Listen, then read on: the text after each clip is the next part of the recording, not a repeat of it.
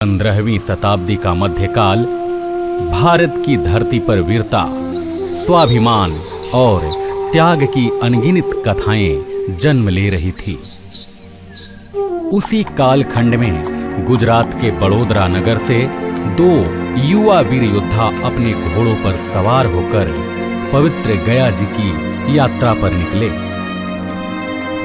उन्हें क्या पता था, यह यात्रा केवल तीर्थ नहीं बल्कि इतिहास बनने वाली है।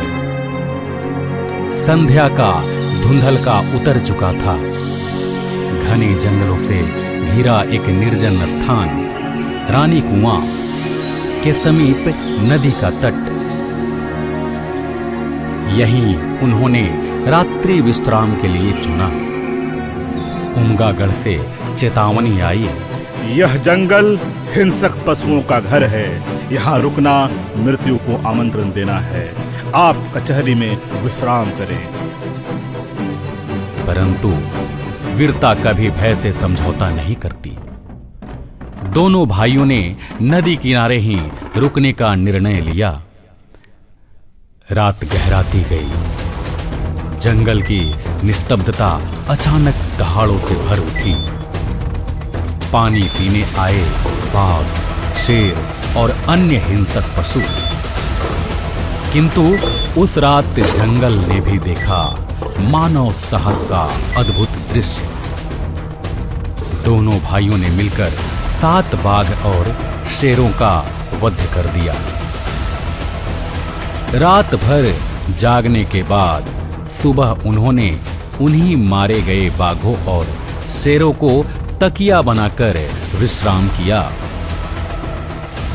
जब उमगागढ़ के प्रहरियों ने यह दृश्य देखा, वे स्तब्ध रह गए। समाचार महारानी तक पहुंचा और तुरंत दोनों युवकों को नंगी तलवार भेजकर दरबार में आमंत्रित किया गया।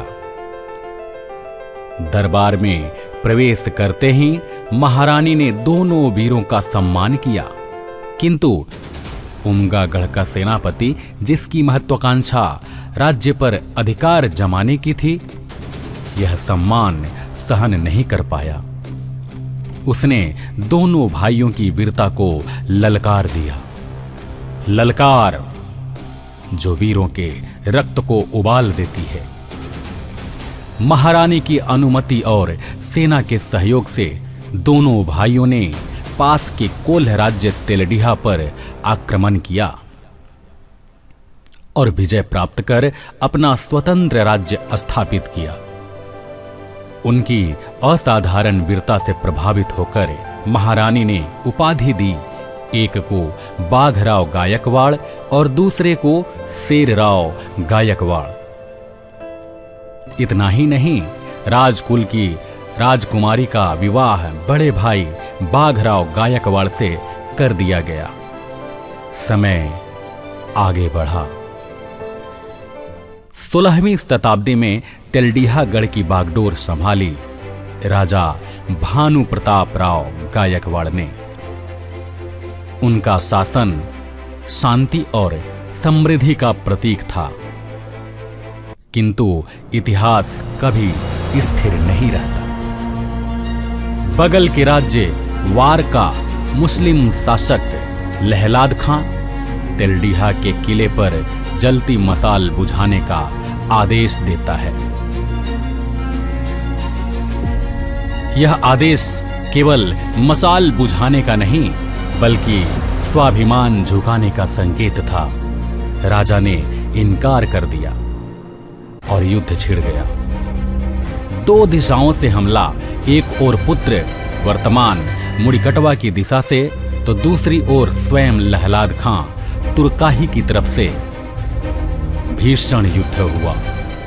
तेलडीहा के सैनिक शहीद हुए। ऐसा माना जाता है कि शहीद हुए सैनिकों के जनेऊ का वजन 2.5 सेर था।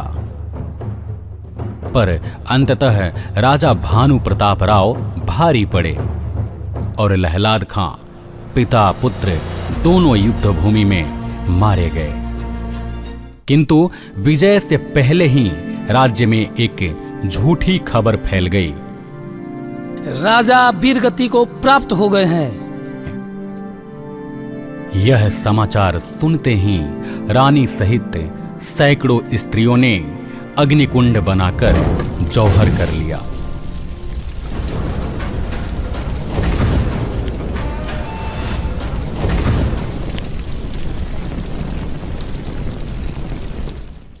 जब विजयी राजा लौटे तो जीत भी हार जैसी लगने लगी।